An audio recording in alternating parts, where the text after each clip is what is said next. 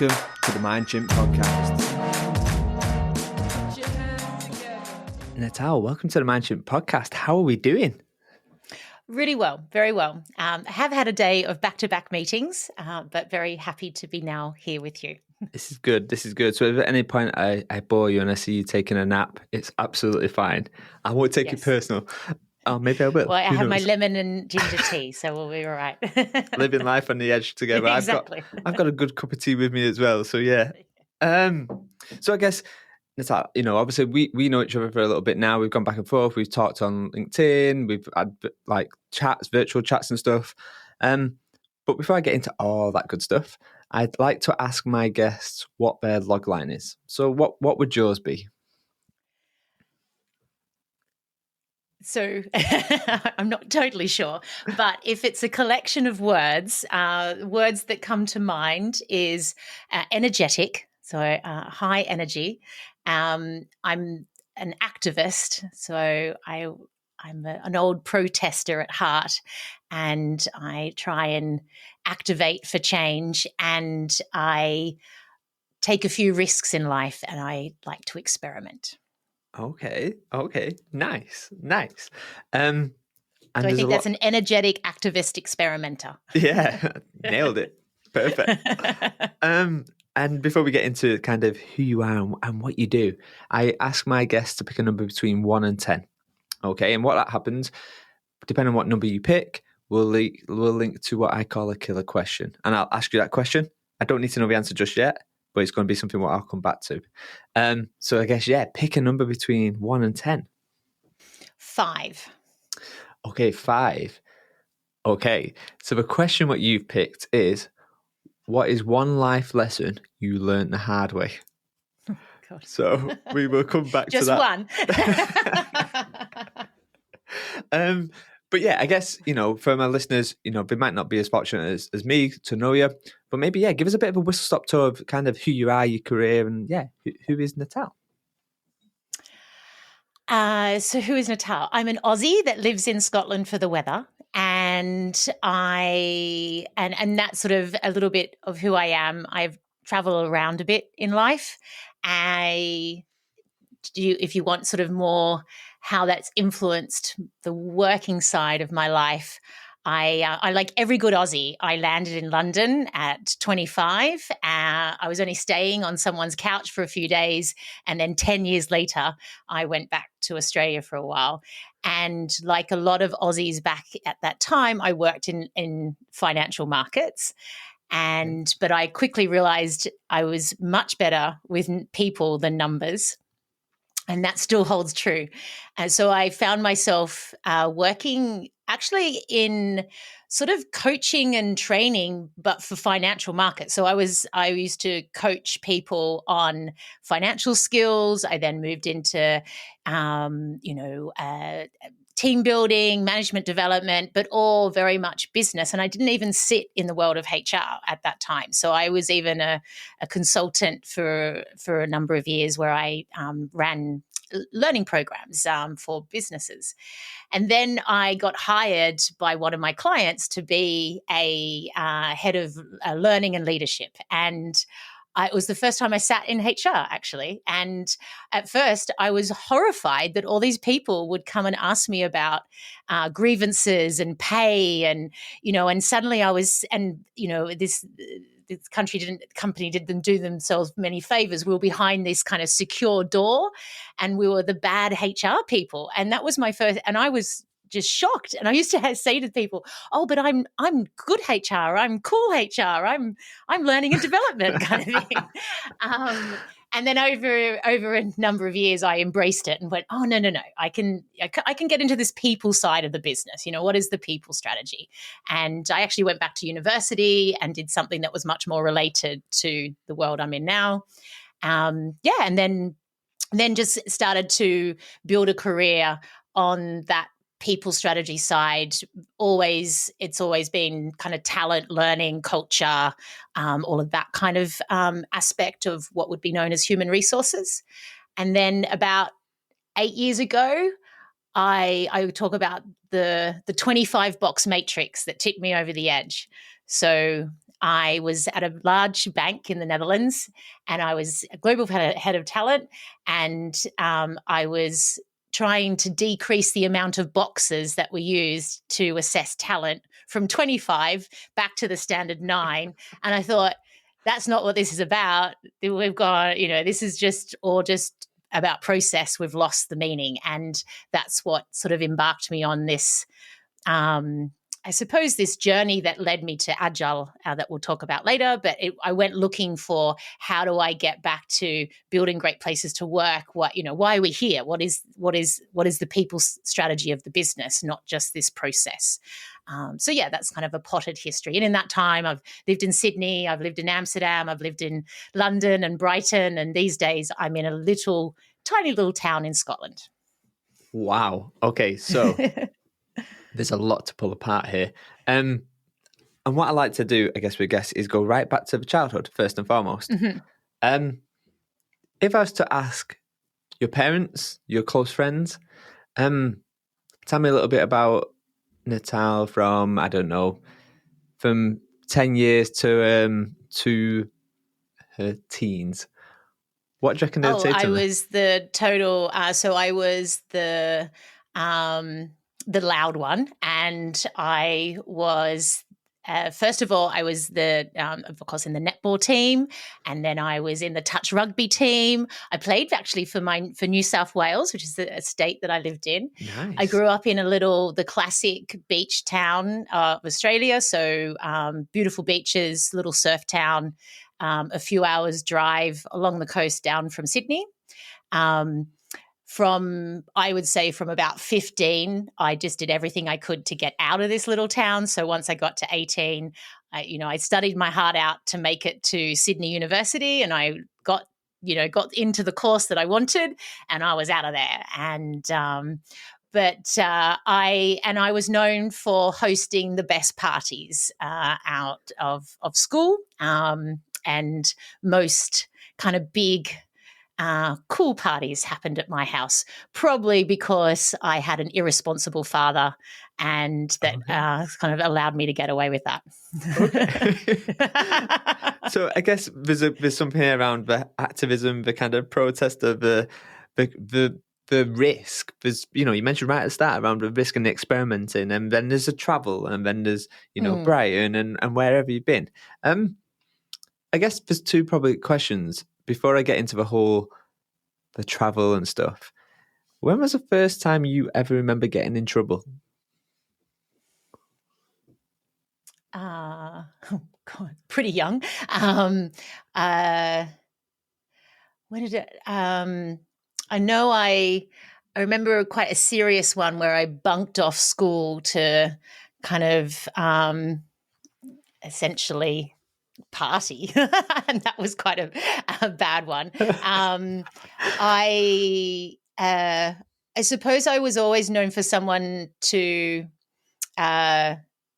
say what I thought about a situation, but I was also known as someone so I like to think I straddled the side of nerd and I don't know, what are you're not the naughty kid, but I would go at lunchtime, I'd go and kind of smoke with the cool kids, but in class I used to sit with the top kind of grade kids, because I enjoyed intelligent political debate, and was really passionate about my studies. I've always been into kind of, I suppose, academia and learning. I love that. But I then had this little streak where I liked to defy things and party and kind of do things that you weren't supposed to. Nice. It kind of reminds me of a bit of a chameleon, right? You can be the cool kid over here and smoking, and then you can also be this person who's really into kind of debate and like really with, like, say, with the, I think you use the words of the clever kids, if you like. So where does the travel come from? Like, where did that stem from? Maybe so my mother is Scottish, and my grandparents migrated to Australia when she was about 12. So I grew up with these very Glaswegian grandparents. And and in Australia, it's very multicultural. So a lot of my family, and then a lot of people I knew came from somewhere else. And, a lot of us were either, first generation or not even. And there is also this thing in Australia, and I grew up in a little town, I just was fascinated and, I just wanted to learn so much about the rest of the world, and just even get out of my little town. I wanted to make it to, at least to Sydney, and kind of explore and understand what it was to live these lives that I would read about in books and hear about, on the radio. And I was very into music, and of course all your bands came from somewhere else. And definitely, every Christmas at the grandparents on my mother's side, I'd get put on the phone to these people I couldn't understand that were speaking Scottish, and to talk to me. And so there was always this connection with other places, I suppose. And so you grow up wanting to see these places. And I knew from a very early age I wanted to travel. But I didn't, unlike all my friends' children these days, they're all on planes by 2, 5, going to different countries. Like I just had a friend over from Australia. She's got her 2 little ones with her. I didn't do any of that. I didn't think I even got out of the state that I lived in until I was about 16. It was just, we didn't have that much money. I didn't have that much opportunity. So I think it was also, I knew I had to do it myself once I could have the chance. Yeah. Nice. So you're currently in in Scotland now. What's you mentioned? I think you mentioned Brighton. You mentioned a few other places. What's been the favourite place to kind of spend some time in? And it's easy to go to Scotland because I'm here now. But yeah, what comes to? So every place, there's reasons why you love them, and sometimes it's because of people. In terms of an experience, I would say, where I live at the moment in Scotland is just a really beautiful place, and I live in beautiful countryside, surrounded by nature. There's no cars hardly where I am, and I live a very healthy life as a result. But it reflects where my age and what I've done in life. So I remember when I first moved to Scotland, we were in this little village, and the neighbours came over for dinner, and they had some adult children. And so the adult children came along, and they were horrified when they learnt that so my partner and I met in Amsterdam. We'd just moved from Brighton. I came from, lived in Sydney and London. They're like, oh my God, how could you move here? This is, you're going to hate it. All I want to do is go to these places. And we said, well, it's because that we've been to these places that Scotland now seems so attractive. And I would definitely say that, I loved London. I was the ultimate London party girl for quite a few years, but I couldn't return to that now. I still think Amsterdam is probably a city that kind of straddles a bit of it's got a nice sort of community, almost small town feel to it, despite being a big city. So, but yeah, there's different reasons why you live in certain places. And then, but I think no matter what, where I grew up has some of the most beautiful beaches in the whole world. And whenever I go home, it is just magical. And it kind of ruined going to the beach for me, because every beach I've ever been to around the world, particularly Brighton, it's a bit crappy, to be honest. Like the sand is not that white, the water's not as clear, and there's usually way too many people there, and you don't get the wave to yourself. So yeah. And you don't get sharks and box jellyfish and all this cool stuff. Well, where I grew up, you don't get a lot of those things. Yeah, there's other things that can kill you, but not so much in the water. I mean, there's something which, the bit what you mentioned about at the start, the kind of the protester and the kind of experimenter and stuff like that. And I guess it's interesting when you kind of, the person who would go behind, the bike shed smoking and stuff, is now the kind of, I guess, I want to use a disruptor, but it's not. There's something around just speaking your mind, and you mentioned there having a point of view, and there's something around. Is that, how do you find that now? Like, there's something around in the working world, like having a point of view can often either be your unique selling point, or often well, he's too out there, or she's too out there, or whatever. Like, how do you find that? Well, I think there is learning to navigate the context in which you're operating at any one time. I think it's getting that balance of how do you express. I think it's, let me just go back. I actually not a great believer of just expressing opinions with nothing sitting behind it. So, and I think we live in a world where there's too much of that. Yeah. And so if I make a statement, I like to think that I can back it up in some way with either data or at least my own experience, and I can talk from that. And I would say I'm an activist, but it's from a place of caring. So I speak out when I see that something needs to be improved, or that we need to save the planet, or we need to change human resources for the benefit of humans. So for me, I feel that there's a purpose, and maybe that is, a true activist is trying to change the world for the better. An opinionated, controversial kind of speaker is just trying to get clicks and get likes, I think. And so I hope that I differentiate myself in that way.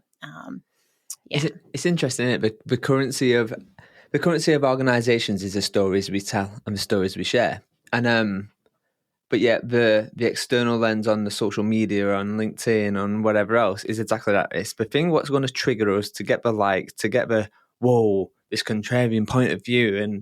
And I find it quite fascinating how them worlds often differ and I'm not even sure if it's for the best reasons or the worst reasons.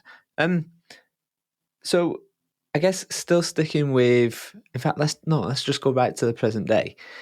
You've got a treasure chest, and in that treasure chest, you're allowed to put one memory in there. What memory would you put in there? You keep wanting me to just choose one. I don't know if you've noticed that I'm hopeless at just choosing one. One memory. Just one memory. Just one. Do you see why I don't give the guests any questions in advance?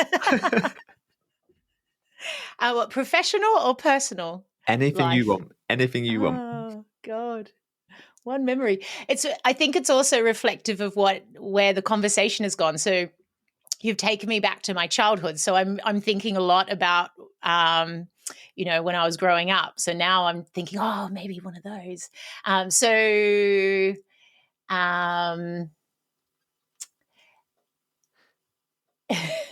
tell you what, because we're friends, I'll let you have one professional and one personal.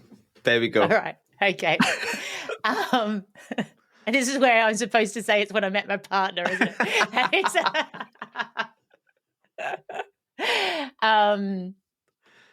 So one of since I've gone back in time in my memories, I'm going to choose. I would think I was about 18 or 19, and I went to the Big Day Out, which is a big music festival in Sydney. Okay. And I was a huge Rage Against the Machine fan at the time. So I was there. I had my Doc Martens, my cargo pants, and I was a grunge girl. And we heard the couple of riffs of the first song, and I was in this group, and we just started running, and we just ran from this other part of so it's a huge music festival, not as big as say Glastonbury, but quite large, and we were running, and we were sort of pushing people over and running all to the mosh pit. And we realized people were doing that from across the whole of this big stadium area. And then we all kind of got in there, and then it then became one of the most scariest moments of my life when entering a uncontrolled mosh pit of Rage Against the Machine as an 18-year-old girl was pretty full on. But that moment, I remember feeling so energized by the concept of music and living differently and feeling alive and look at me. And so that's going to be a memory. And I was with some of the best friends that are still very close to me today. Professionally, look, I think that so I sometimes have conversations with usually human resources professionals and sometimes younger professionals, and they say, "Oh, Natal, this meetup that you've just done or this talk, you've got me excited about my job again. I was thinking of leaving, and what you're talking about and what you've got me excited about has reconnected me to my job." And when I have those kind of conversations, it just makes my day. And I had one again. I was in a conference last week, and when people say that, I think, yes, this is what it's for, because there's nothing better than that. So yeah, it's quite interesting that, because I think it's a two-way street, right? Again, I'm speaking from my point of view, but tell me if this is different. But I think when you're in this world, which we are, which is bringing agile in, new ways of working, approaching people experience, employee experience very differently, and from a product lens, I guess, I personally find it quite draining. You're going against years and years and years of legacy and thinking, and a lot of it is just male, stale people who have been there for donkeys of years, and actually by challenging their thinking, you're challenging the last 20 years of their career or whatever. So I quite like the idea of that being a mutual benefit. But I guess other than that, how do you, because you're a progressive thinker, your books are great, which we'll get into in just a sec. But but yeah, how do you keep your energy up? Because I imagine, you face the same sort of challenges as much as the person who you're inspiring, who's coming up to. How do you kind of keep that energy up, I guess? Yeah, it's interesting. A lot of people ask me that. I think because my style is very high energy, I talked about earlier. So particularly my presenting style. I think on one hand, I'm a classic extrovert that gets energy from other people and from kind of conversation and that social environment. So, but I also, it's when you, I think it has to be two ways, because if it was only me pushing against that and always challenging and not getting any positive feedback and endorsement back, then I don't think I could keep going. So, it was, I was speaking at a conference just the other week, and the male stale and pale was on full display. So I was the second speaker, and the one before, and I don't want to, now people are going to look up where I was, but there was primarily middle-aged white guys were the speakers. And I'm sorry, but some of them were not talking about anything new. They had the worst slides you have ever seen. I can't believe they were putting them up. And I was like, are we sorry? How did you even get invited, let alone paid to speak? And what are you giving to this audience? And in that, I got some very specific feedback from a few people about how they valued what I was talking about, and how it challenged their thinking, and it's made them really, they felt that it connected to what they were experiencing, and they felt they walked away with practical things to do. And so I think it's that. I think it's, if I didn't get those little moments of feedback, yes, often from other women or younger people or people in industries that maybe are doing something a bit different. But I tell you what, when someone comes up from a very traditional industry that's been doing this for years and says, "You've reignited my love for HR," then I'll take that. That's yeah. So yeah, and you get the messages on Facebook, LinkedIn, and others, and that's what keeps you going. Definitely, yeah. Nice, nice. So I guess let's get into the working world. If you could put a billboard outside the stadium, and this billboard, everyone who's in the stadium is all people from HR, employee experience, people ops, everything within that world. And everyone's going to leave this stadium and see your big billboard. What's the message you would put on that billboard for all of them to see? What's the problem you're trying to solve? Okay. Walk me through that. Well, so if we might get into techniques and things, but both of us are big believers in experimentation, testing, having data, understanding the experience, being product led, all these concepts. But it all comes back to solving problems. And I think the traditional model of human resources, or maybe where we've got to in the profession, particularly with our functional silos. And when I say functional silos, I mean learning and development, recruitment, talent, reward, well-being. I feel that we push out content, we go to the solution straight away. And it's made worse by the fact that our industry is full of people peddling the solutions as well, which often consultants like myself do. And what it actually needs to come back to is, what problem are you solving, and how do you mobilize the right skills, the right techniques, and also the partnership with either the business or the organization or society around that problem. And if we take it into some fundamental things linked to human-centric design, or also product design in itself, products have to solve a problem for customers. It's why you buy products. You buy a product to solve a problem for you, or there's lots of concepts, jobs to be done, moments that matter. All of those link back to this idea that value is linked to the fact that it solved a problem for you, and you want to use it again, and you want to keep going back to that.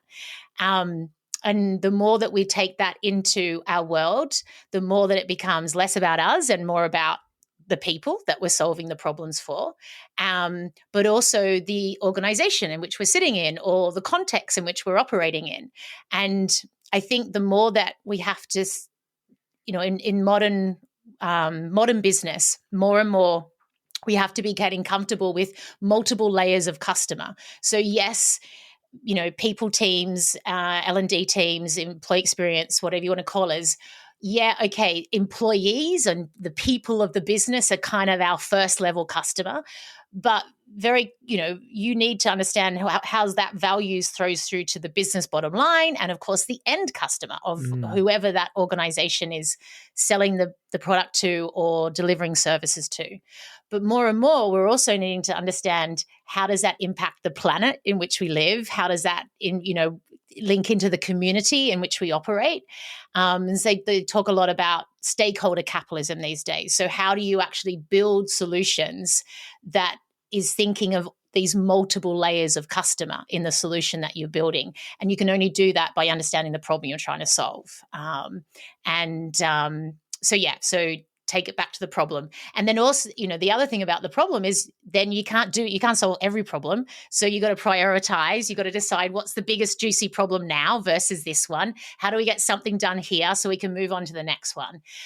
As opposed to, we need to create a well-being program, or we need to redesign the performance management system. All of those things are great, but why are you doing it? And how do you know that that's more important than something else? So by taking it back to the problem, or often I call it the business challenge, then we can get better at understanding how to solve it and mobilize all the great skills and wonderful people we have in our teams.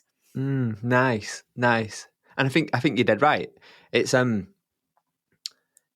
kind of two things that come to mind. So years ago when I was in L&D, I came up with the idea that actually L&D could just be a subscription service. Like people can subscribe or they don't. They opt in, they opt out. Same like how you decide if you want to go with Spotify or Netflix or whatever. And then that same subscription can be applied to the people experience, the employee experience, I imagine. Like your people decide to whether they continue to stay with the business or not. And actually, but I need to come up with a better acronym of this. I come up with SPIES, but it's still a bit crappy. But like there's the services, the products, the interactions, the experiences, and then the subscription underneath. And I think whenever I'm having conversations, whether it be with clients, whether it be with, whether I'm doing fixed term contracts or whatever, 95% of what I'm doing is always the mindset. I think the switch is that mindset to see things very differently, to see it as products. And I think the companies that really get it, you can start to really start to segment these different types of businesses now. You go, that's where progression is, and that's where the archaic kind of legacy thinking is, and this is where the kind of progressive thinking is.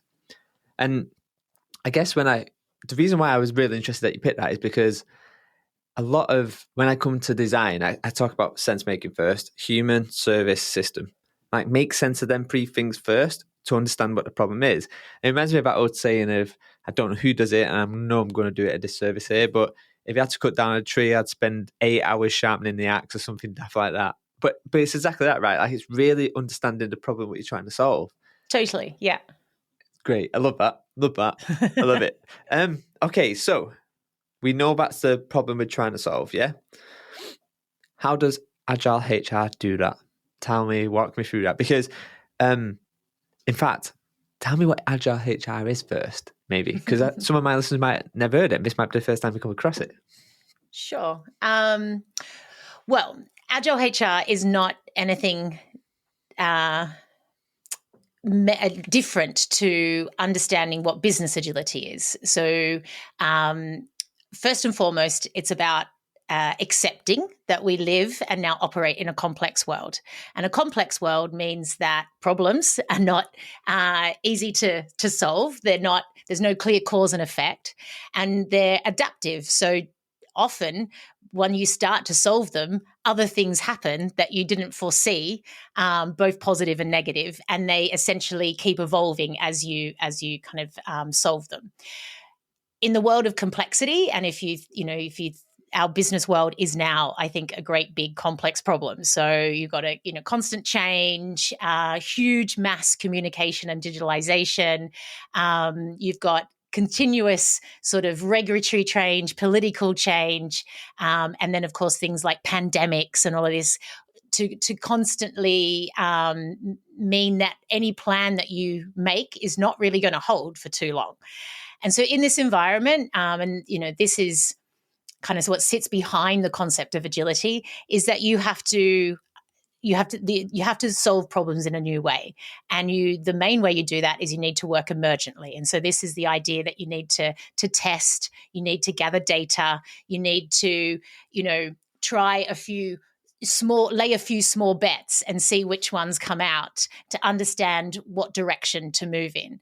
But of course, you don't want to do that by spending too much money, losing too much, face, being embarrassed, creating too much risk. So agility is actually a way of managing risk in a ever-changing, complex world, because it says if you're in an environment where you need to solve a problem, build a product, run a project, and your plans aren't going to hold for too long, then you need to be able to build the ability to adapt into that way that you run the project. So rather than planning everything up front, which is often called waterfall style, which is about the information cascading down the Gantt chart, and then you work on it for 3 months, 6 months, and the big bang implementation happens at the end. Now that approach is fine if you think generally that plan is going to hold for that whole time. But most things now have so many dependencies, so many moving parts that you need to be certain that what you're going to release at the end is definitely going to solve the problem. People are going to use it or buy it, and you're actually going to deliver the value. So Agile says, okay, we still got the same budget, we've still got the same goals, we're still trying to achieve the same thing, but let's break it all down and let's just focus on a proof of concept first, or running a couple of experiments to see which ones work and which ones don't, so we then know which direction to go in. Or maybe actually start working on the project, but get something valuable out in, a couple of weeks, a month, and get some feedback on it and understand, is this the right direction to go?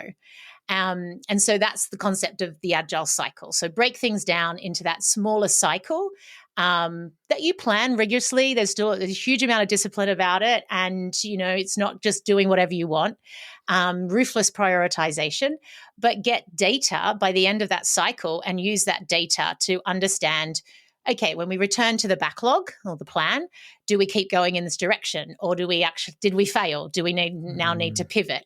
Or do we now build exactly on this, but, do it in another part of the business and see what happens? And that ability, every time you go back to that plan following that cycle, you can go, all right, has our context changed? Has our budget changed? Has there been a pandemic? Is there new technology available? Has our competitor done something? And you can bring the need to adapt into your next cycle. So it's the ability to adapt and respond while building consistent, or they call it incremental value. So slice by slice, piece by piece, keep delivering value. And that's not new. So that is a business way of working that's actually been around for 20 years now. And look, there's so many debates about how to do that. There's all these different frameworks, but that's a fundamental mindset. And actually Simon Powers, who does the Agile Onion, if you know that kind of concept, but he talks about the mindset is an acceptance of complexity, which if you accept complexity, you accept that you actually need to work and structure businesses differently to deal with that complexity. The next belief is in people. So with agility, it's saying, actually, if you form a multi-skilled team and you have all the skills in the team to get the job done, then you can be delivering that value to that customer at speed.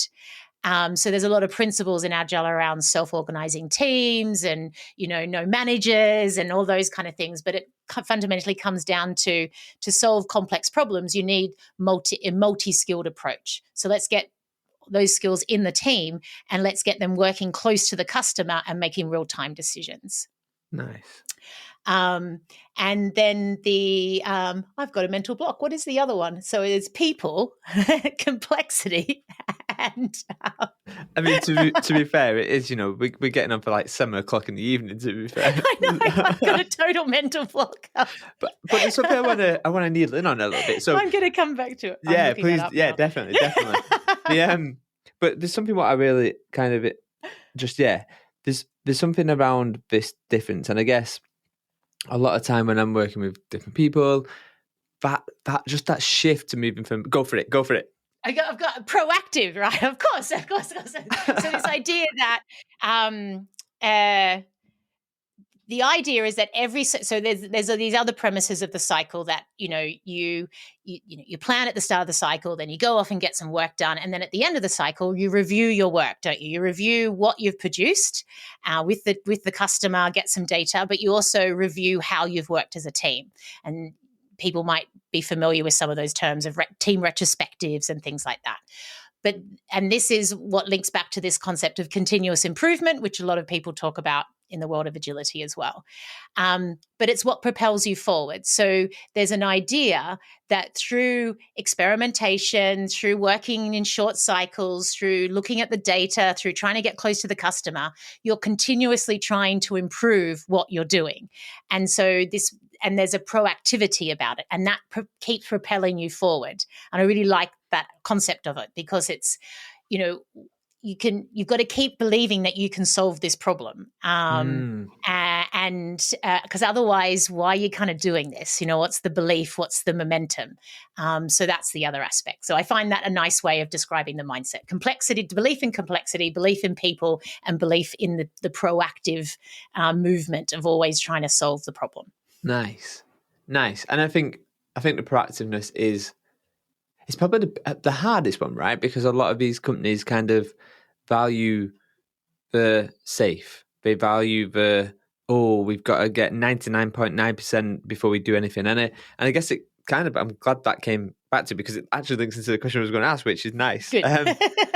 But there's one of the big shifts which I seem to spend a lot of time with clients on is moving them from a pilot to an experiment approach. There's that thing for me, experiments beat pilots up every day. If he was ever to get into a ring, experiments win every time.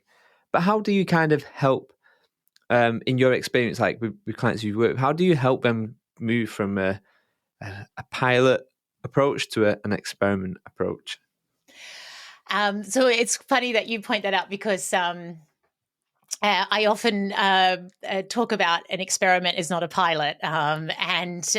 So I think, but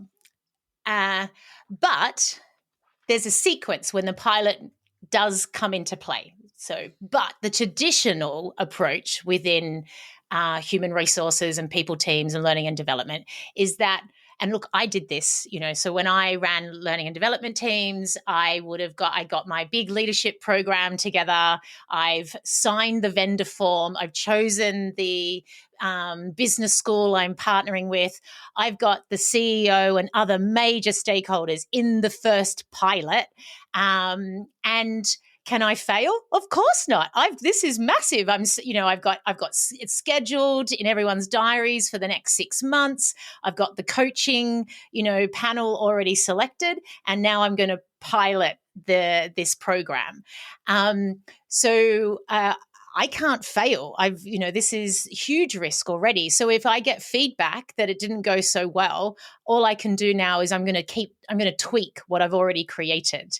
And I'm going to try and fit it around the outcomes that I'm trying to achieve. Or I might change one thing, but I can't really even change the main vendor once I've got to this stage. And I think, that's the dilemma, is that in the past we have wanted that first pilot to be so shiny and perfect and great that we put so much energy and time into it that if it doesn't work, we can't really do too much. We can't, we've got to also save face a bit. There's a bit of an ego thing in there by that stage. So my question is always to people, can you fail? Can you fail without too much embarrassment, without spending too much money? And can you use the learning to then move quite quickly into what you need to do and what you focus on? And these days I try and help people understand where it is in the chain. So first of all, you've got some of that kind of just very basic prototyping, proof of concept. So that could be as, you say we're designing this leadership program, but this is the way I do it this time. I would now, probably run some sessions around what problem are we actually trying to solve with this leadership program. So does it even need to be a program, we can go into that debate, but what's the problem? So is it that, managers need to be better at creating vision and purpose with their team? Is it something around how they're collaborating across the organization? Or is it that it's about certain skills that they don't have? What is the real problem here? So I would spend time doing that. And then, some basic prototyping where you might even just be sketching things out, getting immediate feedback, really, really basic stuff. But just from that, you start to then form a reality around, are some of these ideas even worth pursuing? Then you could move that into an experiment. Okay, why don't we set up, we'll set up a basic idea where we maybe, if it's still, we're going to source one business school that provides a bit of digital learning. We're going to we're going to ask them to do this project, and we're going to get them to then present this project to this person. And then we're going to, so you might put a few things together and you just run that on a very basic level and see how it went. And at that stage, you haven't invested very much money, you've a bit of time, but you'll get so much data against these hypotheses that you've got by this stage that you'll then know where to go next. your pilot would then be at the stage where you're so confident that this is the product to now release and run that, you are opening up it across the business. You've already ran various experiments. You've got all this data to determine that it's definitely going to be successful. And now you make it a fully fledged program that everyone attends. And that's your pilot stage. So I think there's a kind of flow of steps where the pilot is still valid, but that's much later than what we think it should be in the traditional way that we've approached design. Yeah. And again, I guess it goes back to that kind of product approach, right? It's like that constant project approach. And I think for me, when I think the difference between pilots and experiments is often when I look at the pilot, if it fails, it kills the idea like instantly. Very true. Right? Yeah. You just see it straight away. It kills the idea. Yeah. Where I think with an experiment, it kind of tests one feature, one tweak, and exactly.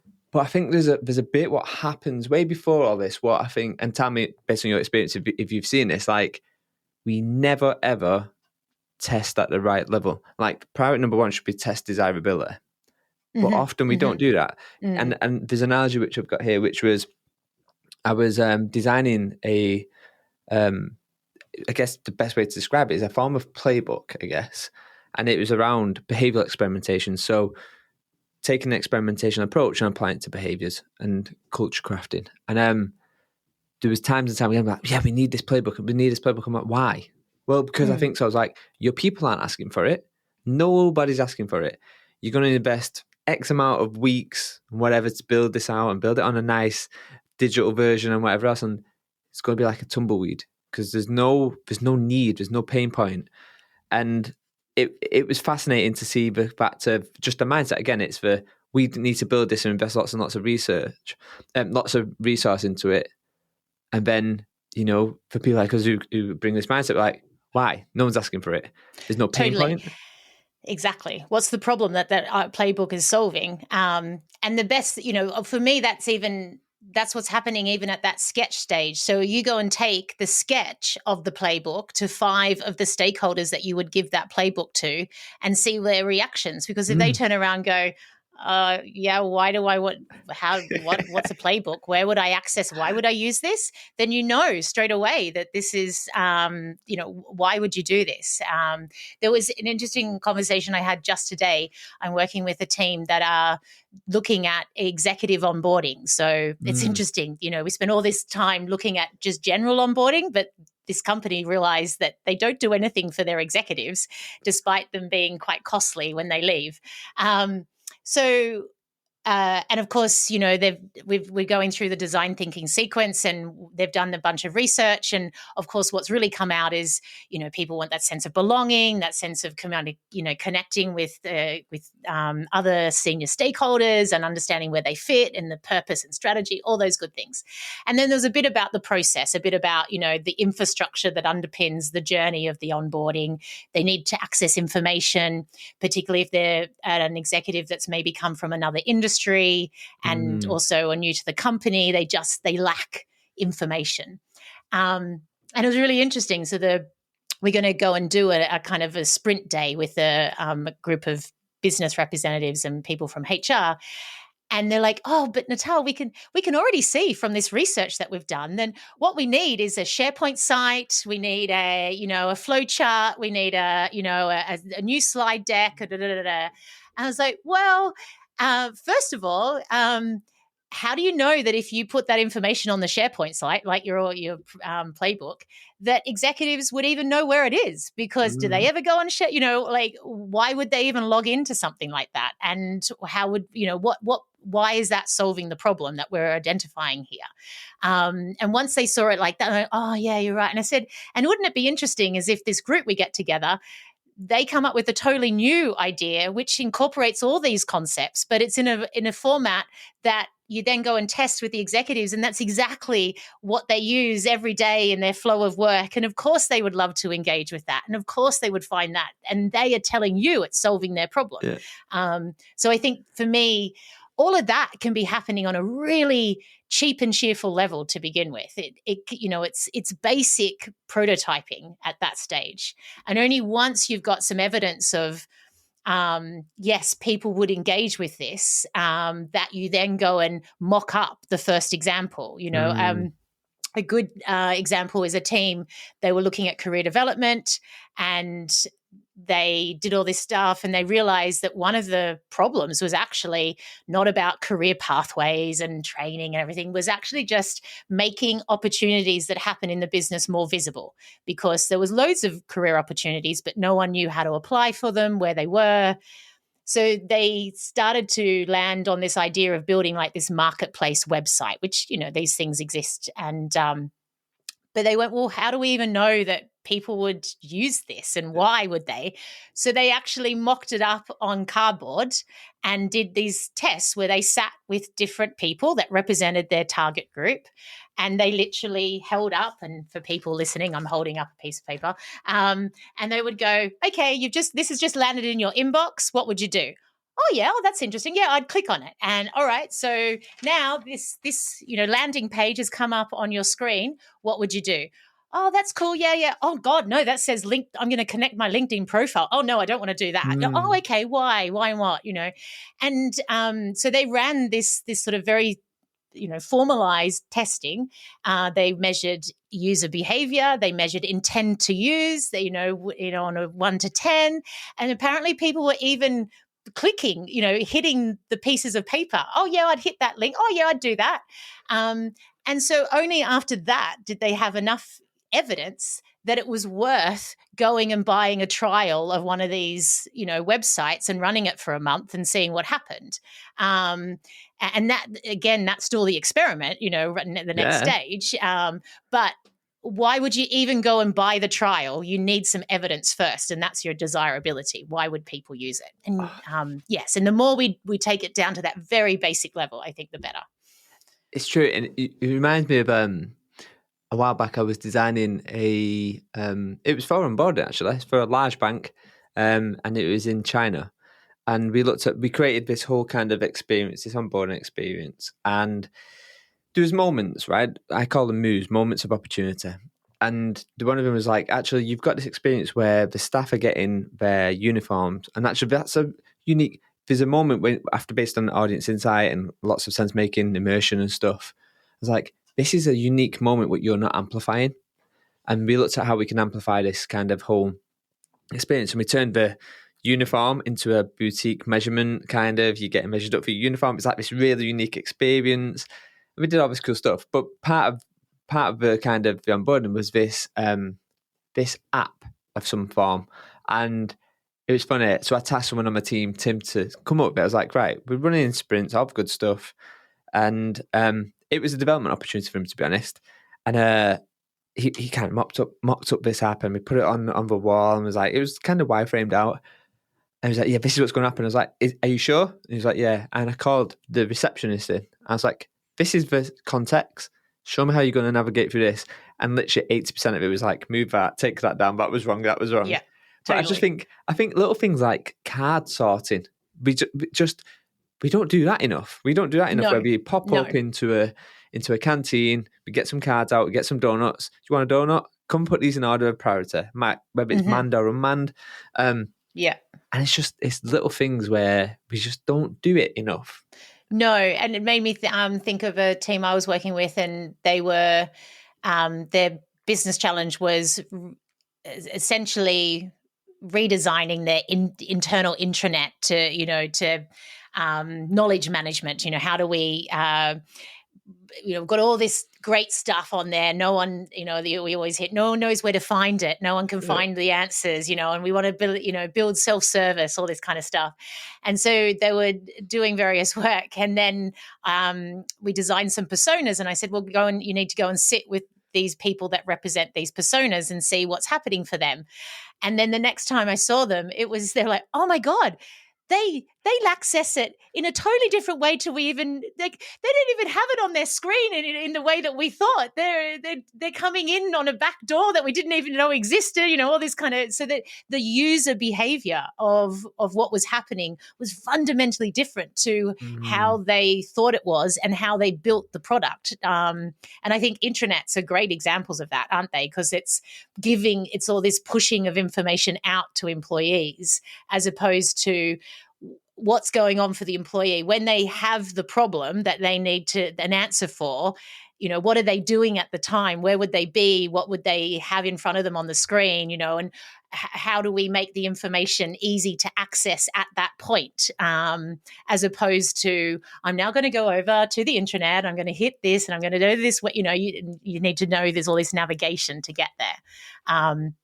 So, and as you mentioned earlier, good companies get this right. So, great product experiences are because they just become part of your everyday. You can reach, unfortunately, for the addictive phone, and you can go and get, the answer that you need for what you're doing at the time, then and there on your phone. And you feel like it's enriched your life. And we can do that in the workplace, but we've got to start getting into the user experience more, the problems that people are facing and how do we solve them. Definitely. I think a lot of it, the difference what I see when I look at customer experience between employee experience is the obsession. And what I mean by that is when I look at kind of employee listening and customer listening and product listening, there's a level of obsession what I see what someone has to a customer, what I don't necessarily see to the employee. I recently put out in my newsletter around, we need this consistent, we need this always on discovery, always on listening. How we see with apps or how we see with products or customers, like they're always learning, iterating, blah, blah, blah, blah, blah. But yeah, I don't see that in a lot of listening strategies. What I see is a survey and I see maybe a mid-year and an end-of-year survey. And I'm like, no, but the obsession's got to get worse than that. And when I say worse, I mean in the best way. Like you've got to needle and even more, like get really super semi-stalkerish. But it's not just listening to, I think this is where we get, so going back to your concept of the subscription to the product earlier. So if we start to see, and I talk a bit about this at the moment in the new book. So if we see the people experience as our product and all the different components that make up that product. So yes, there's onboarding, there's exiting as well. There's the career development. There's all these different things that fit in there. And first of all, how do we see that as an overriding product that people subscribe to? They come and join the company. We've got to keep them coming back for more and giving their best work. So first of all, we've got to all see how we all contribute to that product and how we work together to make that happen. But also you've got to get continuous feedback or listening or data, whatever you call it, on that product. So you can't just listen about, oh, what do you think about this company or what do you think about this thing? You've got to then be willing to keep going back and go, all right, it's not finished yet, but what do you think of this? Does this solve your problem? Oh, and this one that's working over here, is this still solving your problem or should we get rid of that now? And do we need to, so there's this, and if you do compare it to the products that are out there, on our phones, etc., that's what's happening. I think even a team today I was speaking to, I find the people teams I work with, one of the things they really find quite vulnerable is showing unfinished work. So not just maybe an experiment feels a bit safer, but actually then getting into designing it, releasing, and running it for a couple of months, and they're like, oh, I think they fear the negative feedback as well as the good, feedback. And a lot of, I think you've mentioned this, a lot of teams I work with, they don't want to run the experiment unless they kind of know it's going to be proved correct. You know what I mean? My hypothesis is, I don't want to be wrong. And that means that we only really, we want to get the opinions and the views and things at the start of what we should do. But then when we're showing back the first idea or the not looking so great yet product that we want to keep developing, is this the right thing? That's what's really hard. And if we can get better at that and getting and being much more open to, it's okay because this is the product. It's not about us. It's not about, personal. It's about how do we keep making this experience awesome. And in that, there's always going to be bits that aren't working, bits that are working really well. But it's a listening about the whole thing, not just the, what's the questions of the engagement survey they always get. Will you recommend this to another? Yeah. Are you happy with your pay? No. Yeah, absolutely not. Yeah, exactly. Do you feel like you belong? So someone I interviewed recently for the new book. Oh, I got it in again. Not that the book's going to be out for a while. So, but they said they're one of their big aha moments about embracing agility and human-centered design and some of the techniques we're talking about was that up until now, not only did they feel a lot of their solutions came from the needs of the people team as opposed to the needs of the business and the employees and the problem you're trying to solve, but that the user or customer was only involved in this quite long process kind of once at the start. So we did the needs analysis or we do the engagement survey, and then we go, all right, based on all this great information, we're going to go off and we're going to design and then we're going to release and maybe we'll get a bit of feedback, in the next survey because they'll talk about it or it's impacted them but when none of that testing is happening throughout. And for me, the listening strategy needs to be encompassing all of that, not just that. What do you think at the start? Yeah, 100%. And you're spot on. Like, when I think about the people experience, I see it as a string, a collection of multi products, interactions, experiences, and stuff. And I think you got me thinking about something that I was actually muddling over a couple of weeks ago, which is the feedback, the mechanisms of just constant feedback. Anyway, we should have that feedback to also be willing to shut things down. And I see this a lot with, it's solution seduction, right? Similar to what you said earlier, which is, well, we already know we need a SharePoint and we already know. No, you seduce by your own solution here. Like, let go of it. And I was on an expert panel a couple of weeks ago. And I was talking around exactly this. I was like, we lose sight of a customer after we've done it initially. There's a bit right at the start, sense making, cool. And then you run off and work in a silo. I'm like, no. The whole idea of design thinking is you bring them along with it. And I think one of the biggest things which I've noticed, design thinking, is we had this initial spike of tooling. Like, here's some tools. And now what I'm seeing is a full circle to go, oh, you've got all the gear and no idea, because of the lacking the fundamental foundations of your customers got to be with you every step of the way. It's not a here and a here. It's they're with you throughout.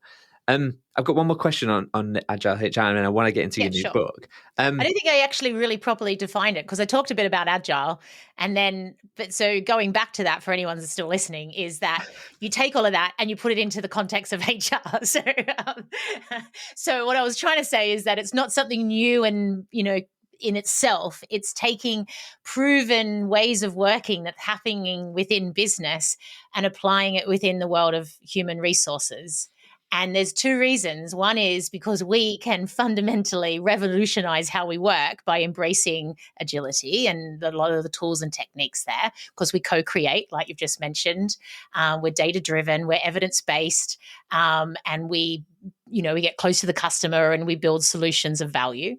But this is what's happening in business. So human resources professionals have to get their head around business agility, because this is where organizations are going. And even if you don't call it agile, everyone's trying to be more collaborative, more experimental, more innovative, more value driven, more customer centric. So it's all the same themes. And we have to understand, how do you build people practices that enable organizations to achieve that? And you can't do that unless you know how to do it yourself. So for me, the two go together. Nice. Yeah. I was going to take us down another rabbit hole. So I've sabotaged your question. No, I was going to take us down another rabbit hole. I was like, we'll never get to the new book. But I guess the last question, I was chatting with, we weren't chatting. There was a dialogue between me and this guy from IBM. and he was talking about how 95% of IBM's interactions now are done through AI. And in one respect, I'm like, this is great news. And in one respect, I'm like, I can imagine there's a knee-jerk reaction. The same way I was having a conversation with someone from learning maybe 3 or 4 years ago, and it's like, oh, I want to get into learning. I'm going to go and do e-learning, and I'm going to do this content development. I was like, don't. Synthetic media is around the corner. Do not do that. You know. And I guess AI is a big debate, and I'm not an expert in AI. I haven't got clues, to be honest. But there's something around how we upskill, and we've talked about the idea of this anti-fragile team and the new skills and capabilities. And for me, I like the idea of the PX team or the EX team being this team of problem solvers who look at it through a real product lens and problem lens. But I guess, what's your take on it? Like, what's your take on the future of HR or employee experience? So what I am taking out of the sort of the AI debate at the moment is that we become the editor, not the creator. So AI is coming in and speeding things up, basically, and there's good reasons why you would use AI in certain situations. I think what we've got to be mindful of, and this is where the editor comes in, is where's the data coming from that you're sourcing? What's happening to any data that you're giving into a system, and can you trust this information that's coming back to you? And because this is what's coming out now, isn't it, from the author of Games of Thrones to others, where, hey, AI chat GBT, no, you can't just go and use my creations and put that into your system. So, and this is so some of the companies I've been speaking to that are experimenting with AI, they're generally trying to build their own, data source as to which of where the information's coming from. So one company is a learning company, that like primarily digital learning company, and they have built a data source. So when people use AI to help them create a program, which is quite a cool thing. So this AI will help you kind of, get the content from the system, put it together. Also, this AI would be a coach to the person that's learning, that says, hey, how's it going? What have you done with this skill? Oh, what questions do you have? And those questions go back to the person that manages the content and goes, oh, okay, this is what's missing, So there's some great stuff there, but they can trust the data source. I was just reading something the other day where, so apparently the latest Workday conference just happened, and it was all about AI. So Workday stood up and says, we're using AI in all these ways. And they're sourcing, of course, all the data that's gone into Workday from all these organizations and all these people over this time. Now, that's interesting, isn't it? So and they're saying that they could create things where it will help the manager write a performance review, because it will go and source all this information about what's happening for this employee. What have they, what measurements have been put in, what has this employee done in this way, and quite quickly that flags things up of, well, hang on, what do we trust what's gone into this system? We already know that AI is full of biases that exist in society. So it's not that AI is biased, but it's got these biases where words written by someone from a different ethic background won't be seen as positive or confident, or so for me, there's a whole interesting space around AI is about to change how we work. But if we don't be part of the conversation of how it's used, what's happening with information, what is the information we're getting, and what do you do with that, as editors, then we could quickly lose that human concept of what's happening. And if no matter what, I think HR professionals play a role there for quite a while, at least. Yes, AI, like other jobs, I think I'd be more scared if I was a digital designer at the moment, like, yeah. But if AI comes along and helps people teams run much better operations and be much more productive and efficient, and lots of data and information is at our fingertips, fab. But that ability to help an organization grow and develop and build values that people want to be part of, at the moment, that's still a very human thing. And I think more and more there's going to be a role for people like us to play that helps businesses make decisions around how do you use people's data and what's happening here. And and also this. So at the moment, there's a role to play where we have to help organizations build the skills to know how to use AI. Yeah, so true. we've still got a bit of way to go. I think AI for me, at the moment in the workplace and all this kind of stuff, it's like other tech that's come in. It's so new and it's scary but exciting at the same time, and it's not really clear. And this is complexity. It's not totally. We know it's going to be a big impact, but we're not really clear of what that's going to look like yet. I'm actually more fearful of some of the conversations, podcasts and things I listen to from the likes of, the Google Godfather that just left. Was it Graham Hinton? That is telling me that their generative AI system could become so powerful that we'll never be able to get human kind of autonomy back. That's the kind of stuff that scares the shit out of me. I think I'm allowed to swear. But HR at the moment isn't going to be involved in that. Oh man, there's a great book. You just got me thinking about a book what I'm semi-reading at the moment. And let me get this. And it talks about AI. I realize it's not actually a new book actually either. It's been out for a while. I think it's called The Premonition. Let me double check. Let me have a look. The Precipice it's called. Okay, yep. And it talks about AI there. And yeah, there's an element of that where I'm like, ooh, I'm not sure how I feel about that. Have you heard of the paperclip example? So if you create, because the thing about AI and robots and is that it's based on the programming, isn't it? And it's based on the goal that you give that programming.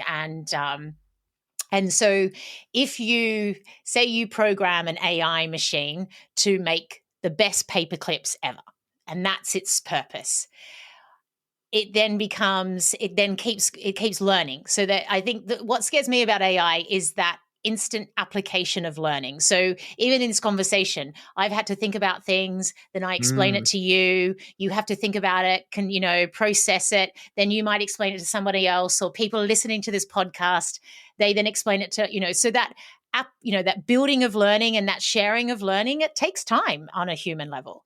There's something nice and cool about that and imperfect, but it takes time. Where AI, it just copies and pastes, doesn't it? So, copy, paste, bang, bang, bang, and then off you go. So this paperclip machine starts making paper clips, starts to acquire more knowledge to make the best paper clips ever. And what if it got so smart that it realizes to keep making paper clips, it has to eliminate humans because they are waste, they get in the way, and they need to, get rid of. So then this machine, and it keeps going, and maybe it, ruins the world for us to live in, but it keeps making paper clips and it keeps going. And that's apparently that's the concept, is that we have to be mindful now of what are we programming into these systems, because very quickly they gain the knowledge to do that and to be able to, and to do it the best way possible, and how to stop other people stopping them from doing that best way possible. And it goes from there. So, yeah. Yeah, that scares the shit out of me. Yeah, I know. It's interesting you use the paperclip.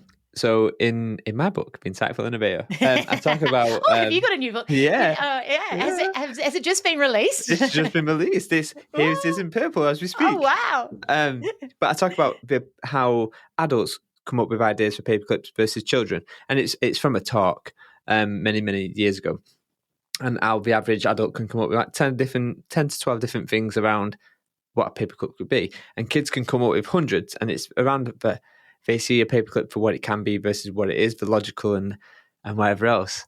But then you think about it from an AI the example you just going, it's very logical. It's very Totally. yeah. And they instantly, one AI system just transfers that learning immediately to the other AI system, and then, and then goes and, finds out more information, just keeps adding to that instantaneously. And so I suppose once I kind of understood that, I went, oh, okay, now I get it why AI could get to the point where it's so knowledgeable and so powerful. And also, the scary thing is, why will it tell us? So if it now, has worked out that we're in the way of making paper clips and you need to get rid of us, that it's not going to tell us, is it? It's gonna, Oh my days. I've been dreaming about paper clips tonight. I'm mindful we've been on here for an hour and 15 and we haven't talked about your new book. So new book is coming out early next year-ish, right? Early next year, yeah. Okay. At some stage. Tell me everything about the new book. Tell me everything about it. Well, I got asked by the fantastic publisher Kogan Page to apply agility in the world of something that we love, learning and development and organizational development. So, and as many people know, I'm not a big believer in functional silos of human resources. So this is not saying that, you just go and do this as a solo learning and development team. It's still about being multi-skilled and it's about solving business problems in the world of kind of learning and OD. But what I've also realized is that there are a lot of people out there that are the only L&D person, or there is an L&D team that are just starting out with Agile, or there's a people function that some of their big topics is how do they create a skills-based talent process? How do they upskill, reskill? How do they redesign their organization and mobilize different skills to solve business problems? So a lot of what we're focusing on at the moment in human resources sits in this space. And so I'm taking everything I've learned since the last book of Agile HR, and I'm putting it into that area. It's called Agile L&D. But I like to think that anyone could access this book and use it. So if you're running an employee experience team, if you're running a whole HR function, but particularly if you're needing to solve problems that are linked to learning and OD, this is going to be helpful for you. And I've broken it into sort of, I call it the new organizational playbook, going back to your playbook. But it's about how do you work product-led, so what we've been talking about tonight. How do you apply human-centric design? How do you work in a T-shaped, and we can debate T-shaped, an anti-fragile way? I've realized my T is very different to your T, so we can talk about that. And how do you apply experimentation? And then how do you deliver with impact, which is ultimately putting it all together and, and understanding how do you really measure that value. And I interviewed yourself. I interviewed a bunch of fantastic, leaders from kind of L&D, OD background, HR background, product development background, agile coaching background. And and it's just full of really, I hope, the one feedback I got about the first book is that it's very practical. It's very, people actually use it as a tool on every day to help them. And I like to think this will be the same. So nice. So how have you found writing this book compared to the Agile HR? Like how have you found, but has it been differences in it or? Yeah. Well, it's also about sharing. I know a lot more since I wrote the last one. So it's kind of sharing everything I've learned since then and sort of updating it, but also updating it for now. So, I'm talking about things like AI and other,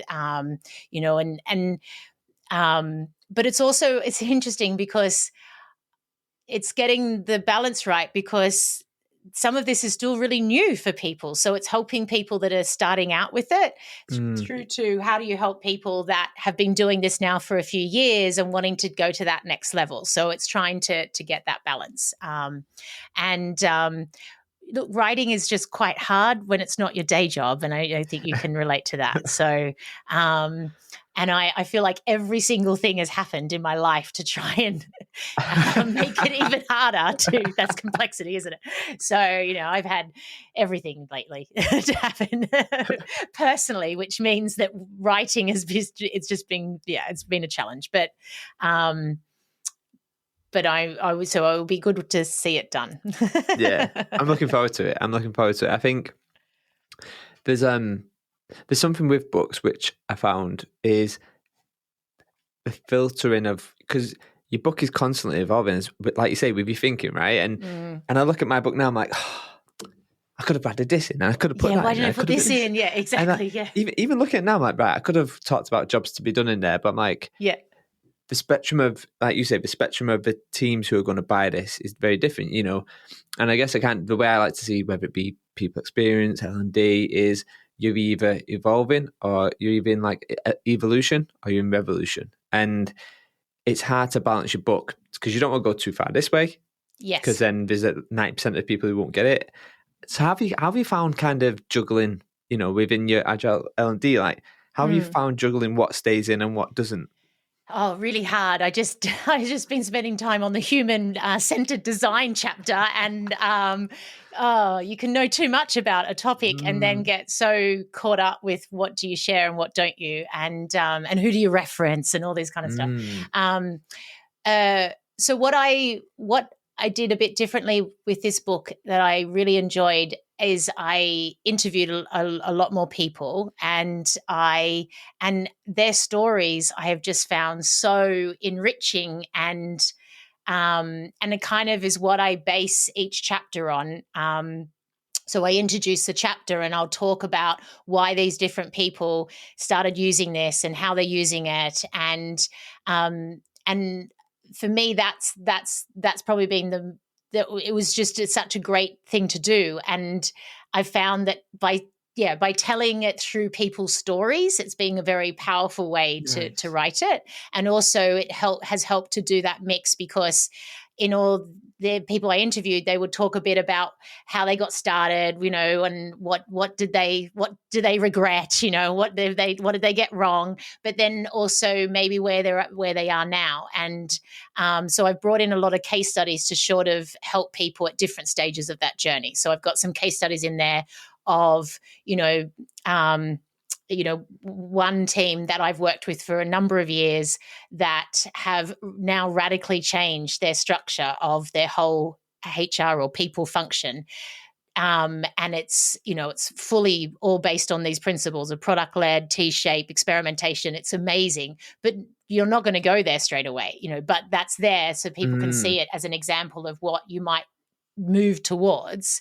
But then I've also got another story of a team this is the first time they've applied Agile, and this is what it looks like, and this is how they've set up an experiment to design a leadership program, and talk through those steps. So I've tried to do that. I've got a good example of an experiment, working with experiments, which is a team where they wanted to go out and fix flexibility and hybrid working, how everyone. So they went and they, is a team that was familiar with Agile techniques. And so they wanted to do some great discovery work, and so they went off and they did all these, personas and focus groups and interviews, and they got all this data and they had all this insight. And the head of HR that I was speaking to, she goes, oh, and I thought, not a problem. We'll just get all this insight. We'll know what to solve for, and we'll just nail this. And of course, they came back with everyone thinks something different about flexibility and hybrid, and there's no one way to solve this problem. And so they actually realized they had to turn the whole thing into an experiment. And so what they started to do was ask teams at a very local level to solve the problem themselves. Okay, what does flexibility mean for you as a team, and how would you want to define it? And now run an experiment to see how it works. So, for example, they have an office in Spain, and they had a policy at that stage where people can choose what days they come into the office. But in Spain, there was quite a long commute. And what was happening is that there was no guarantee of who was going to be in the office when you came in. So people would do a long commute, come in, and then might only be a few other people in there, and it was a bit lonely. So as a whole office, they said, we want less choice, and we determine which days we're all in together in the office, but then but have less days in the office overall. And so and that was quite different to what the policy was in the rest of the organization. And they ran that for 3 months. It went really well, could show productivity levels and sales were good. So then they ran it for another 3 months, and now it's their accepted kind of policy.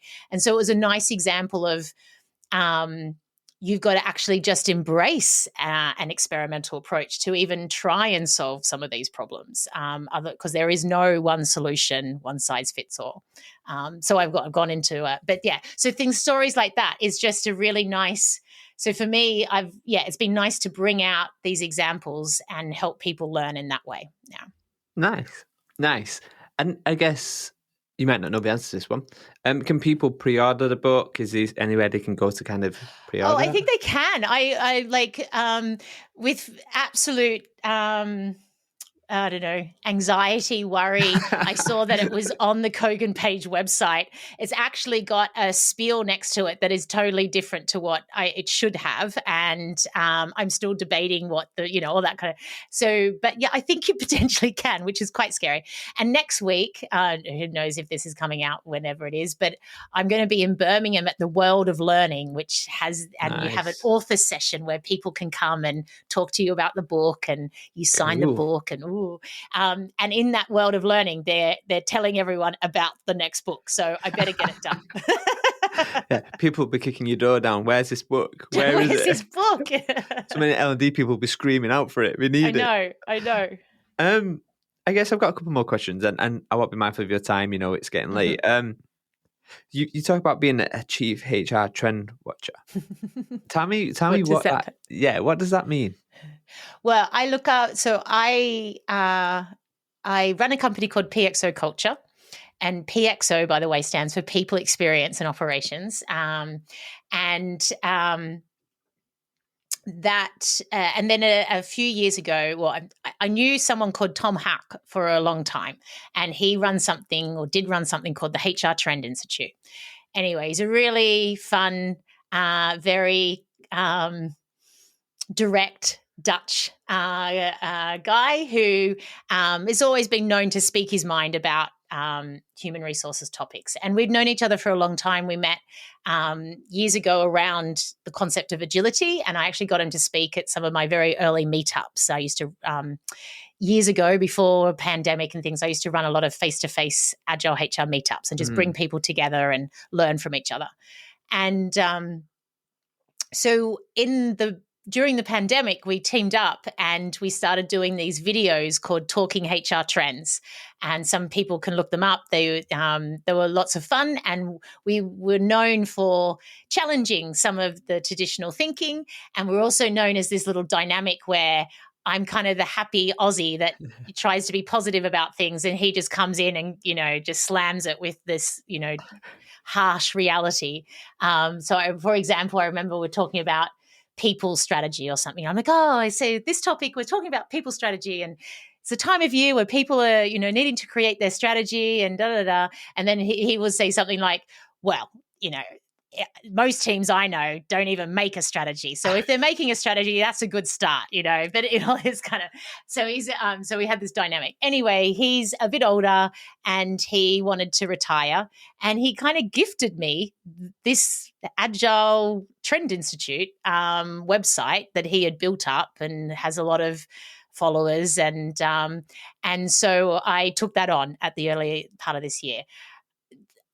Life means that I haven't done as much with it as I would like to yet. But I do a lot of talks around trends as often. And so I do spend a lot of time with HR teams looking at what are the trends, what does this mean for your own strategy? What opportunities or challenges does it present? And so it has been a whole new space that I have started to get into because of Tom. Yeah. And I think it's needed. It's interesting when we talk about trends and early signals, and I think there's a lot where I go, it's not a trend anymore. I was having this conversation with it was just today. I was having a podcast today, and I was like, the deck when I started in L&D in 2014, the presentations are still the presentations what I seen before I left 5 years ago. I'm just like, Yeah. the trends aren't trends anymore. It's just a case of we're just going to say some stuff and rename it. I know. Well, the trend debate I think is really interesting because things are moving so quickly now. What really is a trend and what is, so I talk a lot about, and I'm trying to sort of decide how do I bring this into the Trend Institute a bit more, but it's because I suppose two things. One is, Tom did this sort of the trends of every year for every night. And we did one at the start of, or the end of last year for this year together when he kind of handed it over to me. And I've realized that Tom's been talking about stuff that's way ahead of others for year, and so I go to some of these conferences and they're talking about what Tom was talking about 5 years ago as now. So there was also a bit of how, you can be too forward in some ways, but I see it more as now there's mega trends at play that then have immediate responses of what's going on in here and now. So the mega trend is, of course, digitalization. The most immediate here and now is AI and what. But at the start of the year, I actually predicted that VR was going to be more influential because, and then along came Chat GBT. And so I try and, so these days I kind of talk about how it's playing out. So, okay, pace of change, digitalization, it's totally changed the way that we're working and we're engaging with each other. So what's some of the more immediate kind of examples of that? But also what does that mean in terms of priorities for your business? Because digitalization is going to mean different things. Do you need to digitalize your product because it's not? Or are you already in that industry? So what does that mean? Are you needing to digitalize the employee experience, or are you already along that journey? Are you bringing an AI in, because that kind of thing. So it depends on where you're at, isn't it, as to what that mega trend means for you. Yeah, I love it. I think it's needed. I think I love the idea of doomsday prepping. And when I say doomsday, I mean in the best way. But I think, have you ever come across the 4 Ps, the 4 corners of possibility? I think it is. 4 corners of futures. Yeah.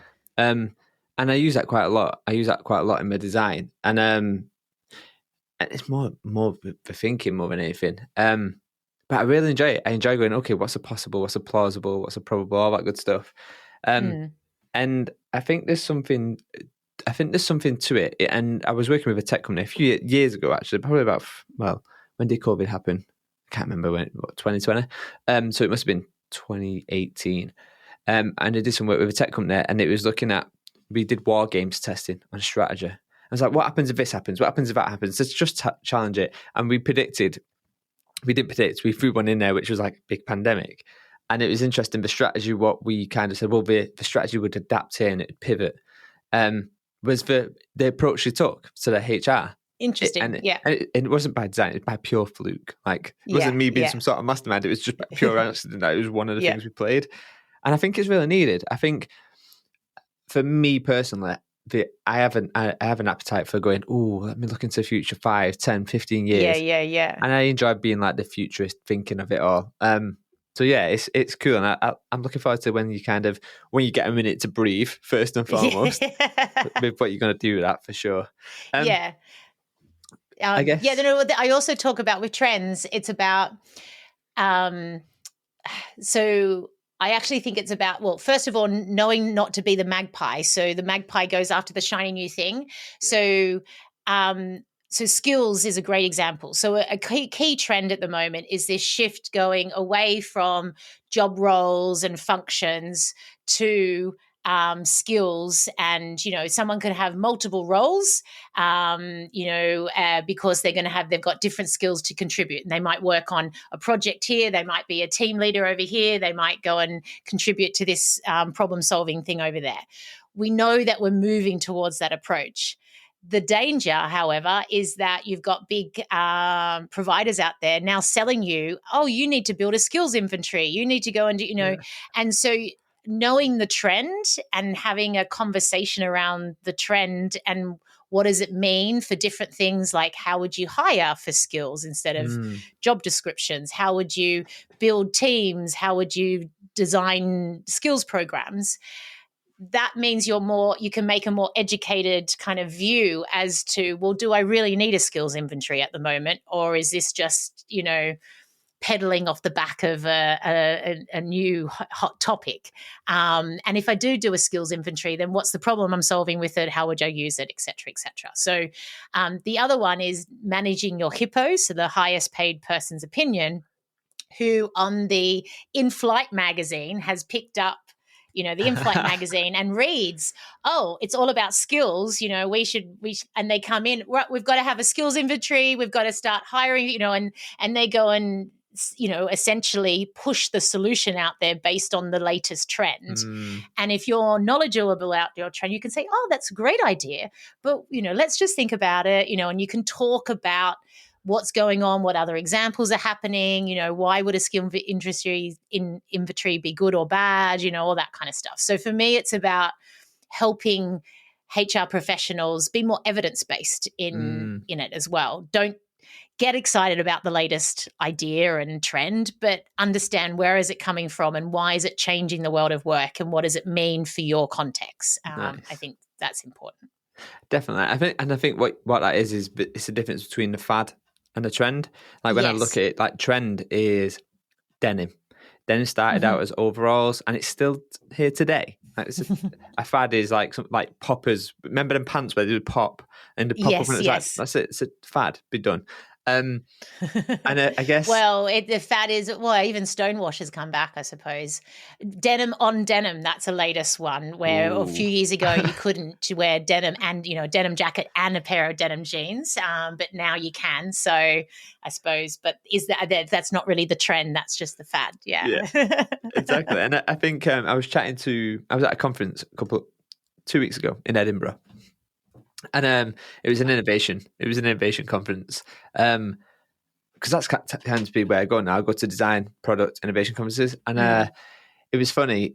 The R&D team was saying how we came up with like AI in 2017. And they went to the board and the board was like, no, we're not doing that. And then a couple of years later, one of the boards was drinking wine, watching, what was it called? Is it whatever Machina? I think it is some AI. Movie. Yeah. And they messaged him going, "I think we need this in our app." And like, we told you about this 4 years ago. Like, what's going on? So that kind of highest person's opinion is such a good point. Totally, and being able to then manage that, either convince them at the time why they need to consider AI, and but also when they now say, "Oh, we need AI," you're like, "All right. Fine, but why? What's the problem?" And you're already knowledgeable about the trend that they're talking about. So yeah. Nice. And in the people space, people get a little bit carried away with the latest fad and hot, latest tool, the latest psychometric or whatever. And we've always got to manage that carefully. Definitely. I guess I want to go full circle and go and bring it to an end. And back to my Rage Against the Machine memory. Yeah, you've got these memories of being like an activist, and like you've kind of clearly have that activist and that energy. And I guess the book what you're writing now is around kind of agile L&D, and as we know, we never really stop growing older. We never really stop developing. And I guess if I was to ask you right now, what do you want to be when you grow older? What would you say? For me, it's more about continuing that activist theme, I suppose, is that I want to help save the planet. I am. So if we think about my life, I've traveled, I've lived in lots of different places, and I've seen some wonderful, beautiful, magical things. And what's really scaring me is that they're disappearing. And I come from Australia, and I go home very regularly, and it's getting hotter and hotter, and there's less of my favorite birds and all those kind of things. So, and I think it's interesting because being in an environment where I help businesses solve problems. And one of the biggest problems now is how do we run business in a way that that is sustainable for our world and will mean that there will be a world for humans, at least for however long. And I'll still be around because, the ice all hasn't melted and we're not all underwater. So for me, it's that. Not sure if that constitutes a particular role or anything, but I know that I want to be part of helping businesses, product designers, and just kind of community work out how do we do this in a more sustainable way, because there has to be, surely we can solve this problem, we created it, so surely we can. Yeah. And I do think, the values of Agile that I talked about, it's complex, it's a really hard problem, but if we get people together and multi-skilled, we can solve it. And if we have that proactive belief of improving and yes, we can save this thing that we value, then surely we can find the solution. Nice, beautiful put. Where can people find out a little bit more? Where can people follow you? Where can people buy the book? Where can people pre-order a book? Where do we go? Well, I'm the only Natal Dank around. I haven't had, not even a Natal actually. So I'm quite easy to find on LinkedIn because of the name. And I'm pxoculture.com or the HRtrendinstitute.com. And of course, Kogan Page is my publisher. So you can go over there and on all good, book suppliers, Amazon, etc. Yeah. Nice. I'm not on Twitter at the moment because it went X and I don't know what to think about it. So just contact me on LinkedIn. Natal, an absolute pleasure. Thank you so much for coming on. I really enjoyed this. Thank you.